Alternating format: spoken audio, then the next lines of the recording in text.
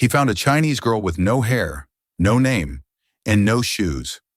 She was crouched behind the general store like a wounded animal, her scalp gleaming pale under the harsh noon sun, completely bald. Her feet were bloody and raw. And when Malachi Thorne first saw her, she was trying to eat scraps from a pig trough. The sight stopped him cold. In all his years drifting from town to town, he'd seen plenty of human misery. But this was different. The girl couldn't have been more than 17, maybe younger, and someone had shaved every last hair from her head. Her clothes were little more than rags, torn and stained with things he didn't want to think about. Malachi approached slowly, the way you'd approach a frightened horse. "Easy there," he said softly. But the girl's head snapped up, and she scrambled backward, pressing herself against the wooden wall. Her eyes were wide with terror, dark and hollow, like she'd seen things that would break most people. He could see now that her face was bruised, purple and yellow marks around her jaw and temple. Fresh cuts crossed her arms, and the way she held her left side told him someone had hurt her badly. But it was her eyes that got to him most. They held no hope, no fight left. Just the blank stare of someone who'd given up, expecting kindness from the world. "I'm not going to hurt you," Malachi said, crouching down to make himself less threatening. He pulled a piece of hard tack from his coat pocket and held it out. The girl stared at the food like she couldn't believe it was real, then looked back at his face, searching for the trick, the trap, the cruelty that would surely follow. When she finally reached for the bread, her hand shook so violently she could barely grasp it. She tore into it like she hadn't eaten in days, maybe weeks, and Malachi felt something twist in his chest. He'd seen hungry people before, but this was starvation. "What happened to you?" he whispered, but she just stared at him blankly. He tried again in broken Spanish, then what little German he knew, but nothing registered. The girl finished the heart attack and looked at him expectantly, as if waiting for him to demand something in return. Behind them, footsteps approached. Malachi turned to see Deputy Morrison walking around the corner, his hand resting on his gun belt. The deputy's face hardened when he saw the girl. "Found our little problem, did you?" Morrison said, his voice cold. "We've been looking for this one all morning. Someone said they saw a bald Chinese girl stealing from the bakery." Malachi stood slowly, positioning himself between the deputy and the girl. "She's hurt. She needs help, not jail." Morrison laughed, but there was no humor in it. "Help?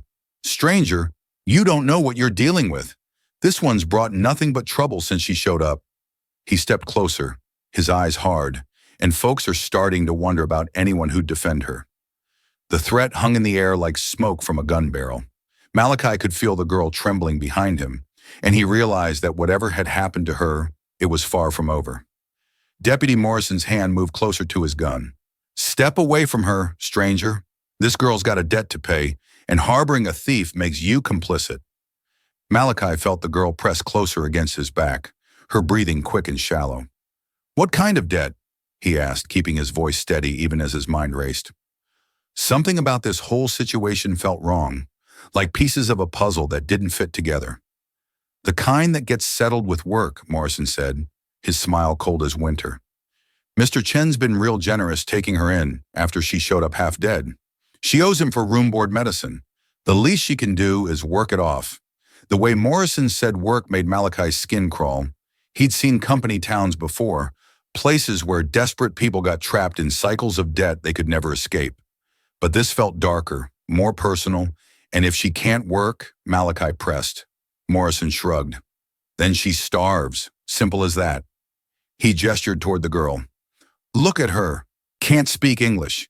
Can't tell us where she came from or who she belongs to. For all we know, she's diseased or touched in the head. The good people of this town shouldn't have to shoulder that burden." Malachi turned slightly to look at the girl. Up close, he could see that her baldness wasn't natural. There were small nicks and cuts across her scalp, like someone had shaved her with a dull blade in a hurry. Her eyes darted between him and Morrison, and though she couldn't understand the words, she clearly understood the threat. "Maybe I could pay her debt," Malachi said suddenly, the words coming out before he'd fully thought them through. Morrison's eyebrows rose. You, a drifter with patched clothes and worn boots, wants to pay for damaged goods. He laughed again. Chen's not asking for pocket change, stranger. This girl's debt runs deep. How deep? $50 plus interest that's been building for weeks. Morrison's eyes glittered with malice. That's more money than most folks see in a year. Malachi's jaw tightened.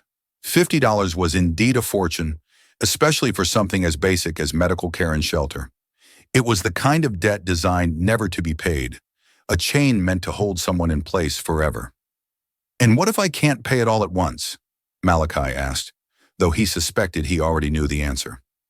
Then you become Chen's problem too, Morrison said simply. He's not in the charity business. You take responsibility for her. You take responsibility for her debt. And Chen has ways of collecting from people who don't pay. The girl suddenly grabbed Malachi's coat, her fingers clutching the worn fabric desperately. When he looked down at her, she was shaking her head frantically, her eyes wide with terror. She didn't need to speak English to understand that these men were discussing her fate like she was livestock. Morrison stepped forward, reaching for the girl's arm. Enough talk. She's coming with me. But as his hand neared her, the girl let out a sound that made both men freeze. A low keening wail that spoke of pain so deep it had no words. She collapsed to her knees, wrapping her arms around herself and rocking back and forth. Morrison cursed and stepped back. See? Touched in the head, nothing but trouble. Malachi knelt beside the girl, his heart hammering. Whatever had been done to her, whatever had stripped away her hair and her voice and her hope, it was worse than he'd imagined. And now he was the only thing standing between her and whatever fresh hell Morrison wanted to drag her back to. I'll find the money, Malachi said quietly, not taking his eyes off the girl. Give me time. Morrison's laugh was sharp as broken glass. Time? Chen's patience ran out yesterday. You've got until sundown, stranger. After that, this girl goes back where she belongs, and you'd better be long gone from this town. Morrison left them with a warning that echoed like thunder. Sundown or else. Malachi watched the deputy's retreating figure, his mind working furiously. $50 might as well have been $500. He had maybe $3 to his name and no prospects for earning more in a single afternoon. The girl was still on her knees, but she'd stopped rocking. She looked up at him with those hollow eyes, and for the first time since he'd found her, something flickered there. Not hope exactly, but a desperate kind of attention, like she was trying to read his intentions in his face. I don't know how, but I'm going to help you, Malachi said softly. He didn't know if she understood his words, but maybe she could hear the promise in his voice. He helped her to her feet, noting how she winced when she put weight on her left leg. Her bare feet were worse than he'd first thought. Not just cut and bruised, but infected. Red streaks ran up from her toes, and he could smell the sickness starting to set in. First things first, he murmured, guiding her toward the main street. You need shoes and medical attention. But as they emerged from the alley, Malachi felt the weight of every stare. Conversation stopped mid-sentence. Women pulled their children closer. Men's hands moved to their weapons. The girl pressed closer to his side, making herself as small as possible. That's her, someone whispered. The diseased one heard. She's got some kind of oriental plague, another voice added. Malachi kept walking, his jaw set, but he could feel the hostility building like storm clouds. These people had already decided what the girl was, a threat, a burden, something to be disposed of, and now he was guilty by association. They reached the doctor's office, a small building with painted letters on the window. Dr. Henley was a thin man with kind eyes, but when he saw the girl, his expression changed. I can't treat her, he said before Malachi could even speak. Mr. Chen gave specific instructions. Any medical care has to go through him first, and he's made it clear that her account is closed. She's sick, Malachi said, pointing to her infected feet. Those cuts could kill her if they're not treated, and I could lose my license if I go against Chen's orders. Doctor, Henley replied, but his voice was heavy with regret. I'm sorry, but my hands are tied. As they left the doctor's office, Malachi felt the girl stumble. She was getting weaker, the infection and hunger taking their toll. Time was running out faster than he'd thought. Malachi Thorne, a voice called from across the street. He turned to see a woman in her 50s approaching. Her dress practical but well made. She had the look of someone who'd seen hard times but hadn't let them break her spirit. "I'm Mrs. Adelaide Crawford," she said. "I run the boarding house." She looked at the girl with genuine concern. "I saw what happened in the alley. That child needs help." "I'm trying to help her," Malachi said carefully. "But it seems this town has already made up its mind about her." Mrs. Crawford's eyes hardened. "This town's made up its mind about a lot of things that aren't right." She glanced around, then stepped closer. "Chen's got half the men in town in his pocket, and the other half are too scared to cross him. But there are still some of us who remember what decency looks like." She pressed something into Malachi's hand, a small cloth pouch that clinked softly. "That's not enough to pay her debt, but it might buy you some time. And there's something else you should know about Mr. Chen and where that girl really came from." Mrs. Crawford led them behind the boarding house, away from prying eyes and listening ears. The girl moved slowly, each step clearly causing her pain, but she followed without complaint. Her silence wasn't just language. It was the quiet of someone who'd learned that making noise brought punishment. "Chen didn't rescue that girl," Mrs. Crawford said once they were alone. 3 weeks ago, a wagon train came through, Chinese workers heading to the railroad camps. One of their wagons broke down just outside town. Her voice dropped to a whisper. "That girl was in chains in the back of that wagon." Malachi felt something cold settle in his stomach. Chains, ankle shackles, wrist irons. She wasn't a passenger. She was cargo. Mrs. Crawford's face was grim. "The men said she was indentured working off family debts. But I've seen enough of the world to know what that really means." The girl was listening intently, even though she couldn't understand the words. Something in Mrs. Crawford's tone seemed to reach her, and tears began flowing down her cheeks. The first emotion Malachi had seen from her, besides terror. When their wagon broke, they needed parts and repairs. Chen offered to take the girl off their hands for a good price. Said he could use the help at his establishment. Mrs. Crawford's voice turned bitter. What he didn't mention was what kind of help he had in mind. Malachi's hands clenched into fists, and the town just let it happen. The town doesn't ask questions about Chen's business. He owns the saloon, the brothel, half the shops on Main Street. He brings money and jobs, so people look the other way. Mrs. Crawford touched the girl's shoulder gently. But this child fought back. That's why she looks like this. He had her head shaved to mark her as troublesome. Kept her locked up. Barely fed her. How did she escape? 3 days ago, there was a fire in Chen's back rooms. In the confusion, she got away. Mrs. Crawford's eyes were hard. He's been hunting her ever since, claiming she owes him for her care and lodging. But really, he just wants his property back. The girl suddenly grabbed Malachi's arm, her eyes wide with fresh terror. She was pointing past Mrs. Crawford's shoulder toward the street. Following her gaze, Malachi saw 2 men walking purposefully toward them. Chen himself and another man Malachi didn't recognize. Both armed, Chen was a stocky man with cold eyes and expensive clothes that seemed out of place in this frontier town. His companion was taller, mineral-looking with the kind of scars that spoke of a life lived violently. "Mr. Crawford," Chen called out in accented English, "I believe you have something that belongs to me." Mrs. Crawford stepped protectively in front of the girl. "She doesn't belong to anyone, Chen. She's a human being, not livestock." Chen's smile was all teeth and no warmth. "She is indentured servant with legal debt. I have papers." He patted his coat pocket. "Very expensive to transport from California. Very expensive to feed in house. She must work to repay." "What kind of work?" Malachi asked, though he already knew the answer would make him sick. "Whatever work I need done," Chen replied smoothly. "Cleaning, cooking, serving customers. Very simple." The lie hung in the air like smoke. Everyone knew what Chen really meant. But saying it out loud would force them all to confront an ugly truth they'd been avoiding. If you were Malachi, what would you do? Fight 2 armed men to protect a girl you just met and probably die? Or try to negotiate with a monster who sees human beings as property? Tell me in the comments. I need to know which side you'd choose, because what Malachi decided next would determine whether this girl lived free or died in chains. The girl pressed closer to Malachi, her whole body trembling.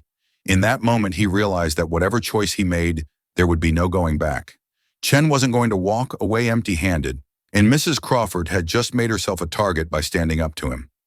Time slowed as Malachi weighed his options, knowing that in the next few seconds, someone's life was going to change forever. Malachi stepped forward, placing himself directly between Chen and the girl. "She's not going anywhere with you." Chen's companion, the scarred man, moved his hand to his gun. "That's a mistake, stranger." "Maybe," Malachi said quietly, "but I've made worse ones and lived to tell about it." The tension crackled like electricity before a storm. Mrs. Crawford grabbed the girl's hand, ready to pull her to safety, but Chen raised his hand to stop his companion from drawing. "You are a reasonable man." "Yes," Chen said to Malachi, his tone suddenly conversational. "You understand business. This girl cost me much money. Transportation, food, medicine when she was sick. Now she runs away before paying debt. This is theft." "Theft?" Malachi's voice was dangerously quiet. "A man who buys human beings wants to talk about theft." Chen's mask of civility slipped for just a moment, revealing something cold and cruel underneath. "I have legal papers. Signed contract. She works 7 years to pay family debt. Then she free. This is law." 7 years, Mrs. Crawford spat. "At the rate you were planning to work her, she'd be dead in 1. Chen shrugged as if human life was just another business calculation. Perhaps she should have thought of that before her family borrowed money they could not repay. The girl suddenly spoke for the first time since Malachi had found her. It was just one word, barely audible, but it hit like a thunderclap. "Please." Everyone turned to stare at her. Her English was broken, heavily accented, but the desperation in her voice was universal. "Please, no, go back." Chen's face darkened. "You see, she speaks English. She understands everything. She choose to run away, choose to steal from me. Now she must pay consequences." "What's your name?" Malachi asked the girl gently. She looked terrified to answer, glancing nervously at Chen. Li Mei," she whispered. "Li Mei," Malachi repeated, and something about hearing her name spoken with kindness made her straighten slightly. "How old are you?" 16, she said, the word barely audible. 16. Malachi felt rage building in his chest like a wildfire. This child had been sold into slavery, transported across the country like cattle, and now Chen wanted to drag her back to whatever hell he'd prepared for her. "The debt's not hers," Malachi said suddenly. "It's her family's debt, right? She's just collateral." Chen nodded slowly, suspicious of where this was heading. "Then someone else can take it on," Malachi continued. "Transfer the contract to me. I'll work off her debt." Chen laughed, but there was surprise in it. "You? You have no money, no property. What can you offer me?" Malachi reached into his coat and pulled out something that made Chen's companion take a step back. A worn leather holster with a gun that had seen considerable use. But more importantly, he pulled out a small metal badge that caught the afternoon light. "I'm a former U.S. Marshal," Malachi said quietly, "and I know exactly what kind of business you're really running here. So here's my counteroffer. You let Li Mei go, and I don't wire the territorial authorities about your operation." Chen's face went white, then flushed red with anger. The game had just changed completely. "You have no proof," Chen said, but his voice had lost its confident edge. "Don't I?" Malachi smiled grimly. "I've been tracking operations like yours for 3 years. Missing persons reports, families looking for children who disappeared into the railroad camps. I think the authorities would be very interested in your paperwork." The scarred man's hand was now hovering over his gun. "Boss, just give the word." But Chen was calculating odds, weighing risks. A dead marshal would bring unwanted attention, questions that couldn't be bought off. And if Malachi really had been tracking him, "This is not over," Chen said finally, his voice shaking with barely controlled rage. "You have no idea what you've started." Chen and his companion backed away, but their eyes promised this wasn't finished. As they disappeared around the corner, Mrs. Crawford let out a breath she'd been holding. "A marshal," she said, looking at Malachi with new respect. "That explains why you didn't run when Morrison threatened you." Malachi tucked the badge back into his coat. a former marshal. I resigned 3 months ago. His voice carried a weight that spoke of personal tragedy. Sometimes the law isn't enough to protect people who need protecting. Li Mei was staring at him with something approaching awe. For the first time since he'd found her, she wasn't looking over her shoulder in terror. "You saved me?" she asked in broken English. "For now," Malachi said. "Chen's right about one thing. This isn't over. He's got too much invested to just walk away." Mrs. Crawford nodded grimly. "Chen owns half this town, and the half he doesn't own, he has leverage on. Deputy Morrison's been taking his money for years. Even if we got Li Mei out of town, Chen would just send men after her." "Then we don't run," Malachi said quietly. "We end this." "How?" Mrs. Crawford asked. "You're one man against Chen's entire operation?" Malachi looked at Li Mei, who was listening intently despite the language barrier. "Tell me about the fire," he said to her. "The one where you escaped." Li Mei's face clouded with memory. "I start fire," she said haltingly. "Chen, he hurt other girl younger. I try stop him, but he locked me up. So I burn his papers." "Papers?" Malachi's interest sharpened. "What kind of papers?" "Names," Li said, struggling with the English. "Many names. Girls, boys, where they come from, where they go, and money papers. Who he pay? Who pay him?" Mrs. Crawford gasped. "She destroyed his records." Li Mei nodded. "He very angry. Say I cost him much money. That why he want me back so bad. Not just for work. He need to punish me. Show others what happened if they fight." Malachi felt pieces clicking into place. That's why he's so desperate. Without those records, he can't track his other victims or collect on his debts. And if the territorial authorities ever got their hands on those names, his whole operation would collapse. Mrs. Crawford finished. A commotion from the street interrupted them. Angry voices getting closer. Through the window, they could see a crowd gathering, led by Deputy Morrison and several of Chen's men. Thorne. Morrison's voice boomed across the evening air.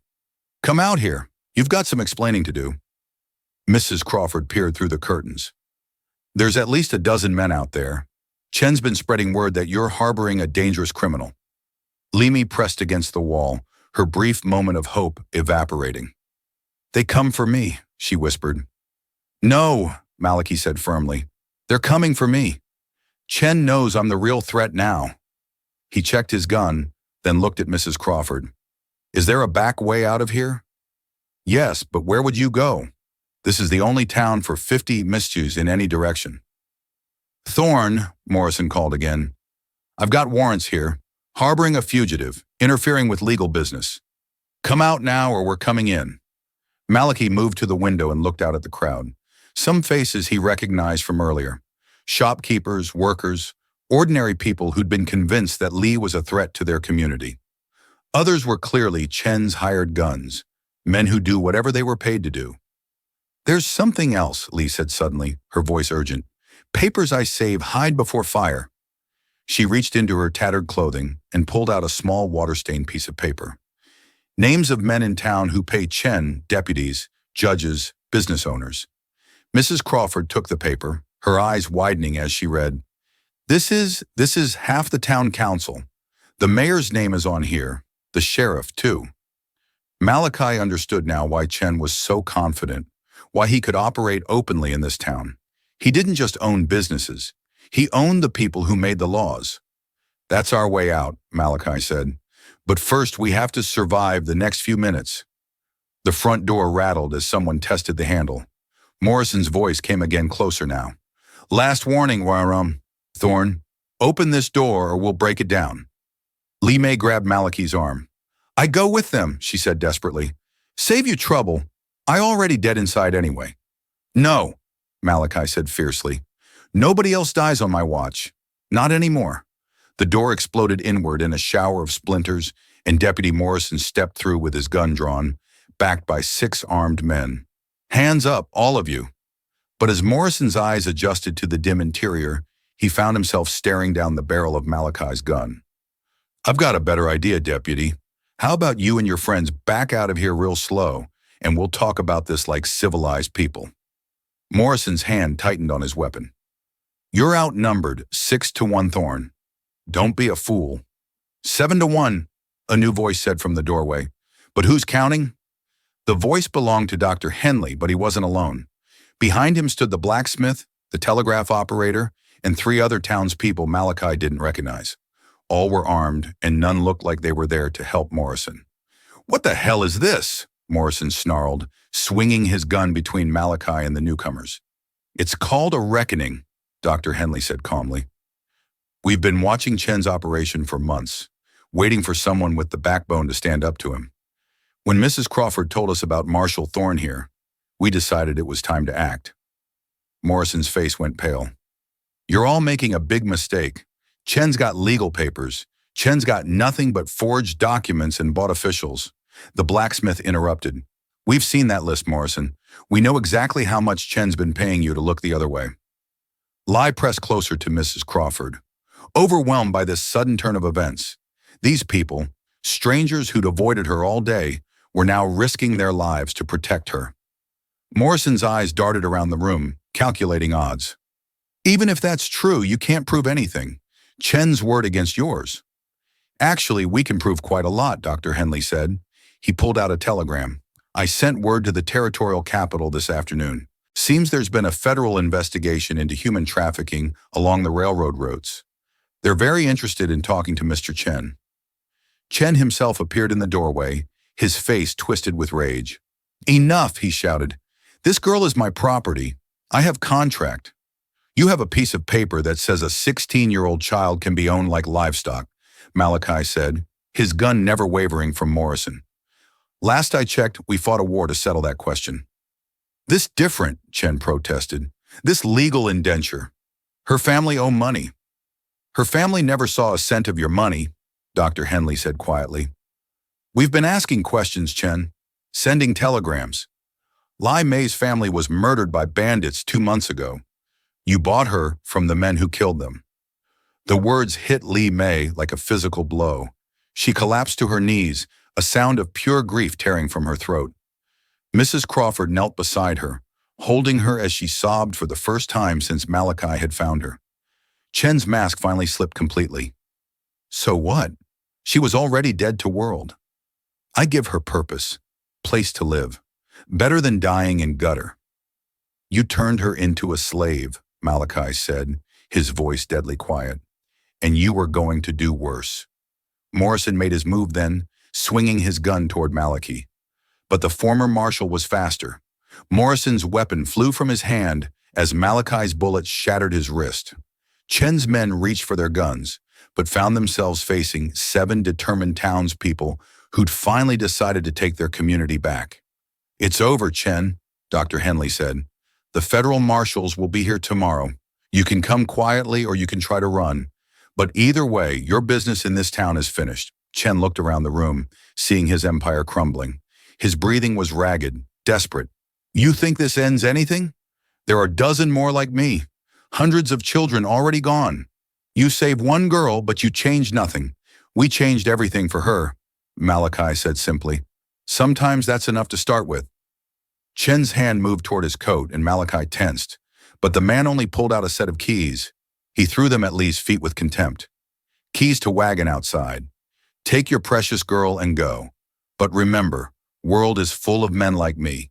She will never be truly safe." Lai Mei looked up at the keys, then at Malachi. "What? What happened now?" she asked in broken English. "Now," Mrs. Crawford said gently, "you get to choose your own life." 3 days later, Li Mei stood in front of a mirror in Mrs. Crawford's boarding house, running her hand over the soft stubble beginning to grow on her scalp. Dr. Henley had treated her infected feet, and proper food had already begun to put color back in her cheeks. She was wearing a simple dress that Mrs. Crawford had altered to fit her, and for the first time in months, she looked like what she was, a young woman with her whole life ahead of her. The federal marshals had arrived as promised, arresting Chen and 3 of his associates. Deputy Morrison was facing charges for corruption and would likely spend the next decade in prison. The investigation had uncovered a network of human trafficking that stretched across 3 territories, and Lim's testimony would be crucial in bringing down the entire operation. Malachi found her in the boarding house garden, tending to Mrs. Crawford's vegetables. She'd shown an instinct for growing things, as if nurturing life helped heal something inside her that had been damaged. "The marshals want to speak with you again tomorrow," he said gently, "about the other girls you remember from the camps." Lai nodded, her English already improving after just a few days of being treated like a human being instead of property. "I tell them everything. Help them find others." She paused in her work, looking up at him. "You go with marshals when they leave." Malachi had been dreading this conversation. The marshals had offered him his badge back, a chance to rejoin the fight against men like Chen. It was important work, necessary work, but it would mean leaving Li Mei just when she was starting to heal. "I don't know yet," he admitted. "What would you like me to do?" Li Mei was quiet for a long moment, considering her words carefully. "In China, before bad men come, my family have farm, small farm, but good life. I know how to grow things, how to make things live." She gestured around Mrs. Crawford's garden. "Mrs. Crawford say she need help with boarding house. Say maybe I stay here, work for real wages, save money." "That sounds like a good plan." Malachi said she also say, "You good man with no place to call home." Li Mei's eyes met his. "Maybe you tired of chasing bad men. Maybe time to help good things grow instead." Malachi felt something shift inside his chest, a possibility he hadn't allowed himself to consider. For 3 years, he'd been driven by anger and guilt, hunting men like Chen because he'd failed to save his own family from similar monsters. But Li Mei was right. Maybe it was time to build something instead of just tearing down what was broken. "Mrs. Crawford mentioned she's been thinking about expanding," he said carefully. "Maybe adding a stable, growing more of their own food. She'd need someone who knows horses, someone who can handle the rougher work." Li Mei smiled, the first genuine smile he'd seen from her. She also mentioned town need new sheriff, real one this time, one who protect people instead of taking money from bad men. "You've been having quite a few conversations with Mrs. Crawford," Malachi observed. "She good woman. She teach me many things about America, about what freedom mean." Li Mei's expression grew serious. "But most important thing she teach me is that some people, when they save you, they not want to own you. They want to see you become who you meant to be." 6 months later, Sheriff Malachi Thorne stood in the same spot where he'd first found Li Mei. But now it was the site of a thriving market garden that supplied fresh vegetables to half the town. Li Mei had become Mrs. Crawford's business partner, and together they transformed the boarding house into a refuge for travelers and workers who needed a safe place to stay. Li Mei's hair had grown back in thick black waves that she wore in a simple braid. She gained weight and confidence, and her English was now fluent enough that she'd started teaching other immigrants who passed through town. "Sheriff," she called out, waving from where she was training a new arrival. Another young woman who'd been rescued from a trafficking ring 2 states over. "Mrs. Crawford, say dinner in 1 hour. You bring appetite." Malachi touched the badge on his chest. Properly earned this time, elected by people who trusted him to protect them rather than exploit them. The work was different from his martial days, less dramatic but more meaningful. He was building something lasting instead of just solving temporary problems. As he walked toward the boarding house, he could smell Mrs. Crawford's cooking and hear Li Mei laughing with her student. The sound of that laughter, free and genuine and alive, reminded him every day why some fights were worth having. Li Mei had been right about one thing. The world was full of men like Chen, but it was also full of people like Mrs. Crawford and Dr. Henley and the townspeople who'd stood up when it mattered. And sometimes saving one person really was enough to start changing everything. The girl with no hair, no name, and no shoes had become Li Mei Crawford Thorne, citizen, business owner, and teacher. She'd found her voice, her strength, and her place in the world. And in saving her, Malachi had found his way home. If you're enjoying the story, subscribe to the channel now. Click on the video on the screen to hear a story even better than this one, with an ending so surprising you won't forget it anytime soon. Click on the video.